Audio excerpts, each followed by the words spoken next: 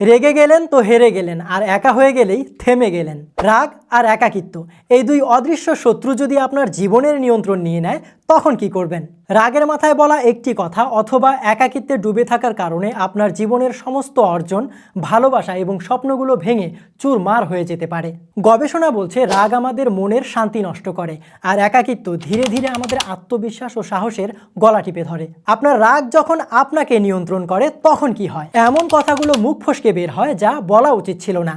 আপনার ইমেজ নষ্ট হয়, কাছের মানুষগুলো দূরে সরে যায়, অফিসে প্রমোশন আটকে যায়, বন্ধুরা এক ঘরে করে ফেলে। অন্যদিকে একাকিত্ব যখন আপনাকে গ্রাস করে তখন কি হয়? মনে হয় কেউ আপনাকে বোঝে না, প্রিয় মানুষের সঙ্গে দূরত্ব বাড়ে, জীবনে হতাশা ভর করে।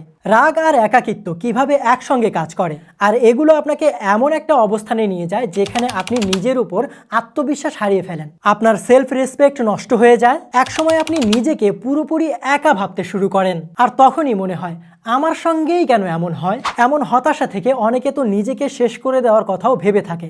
কিন্তু থামুন, আপনার রাগ আর একাকিত্বকে দুর্বলতা নয় বরং শক্তিতে রূপান্তরিত করুন।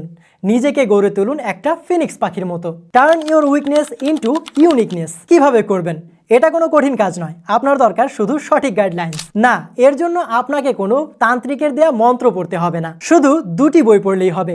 রাগ নিয়ন্ত্রণ করতে শিখুন এবং একা থাকতে শিখুন।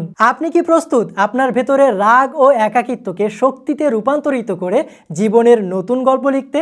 তাহলে আর দেরি নয়, আজই এই বই দুটো সংগ্রহ করুন এবং শুরু হোক আপনার জীবনের নতুন পথ চলা। আপনার জীবনের রোড ম্যাপ হোক এই বই দুটো। সময় এখনই।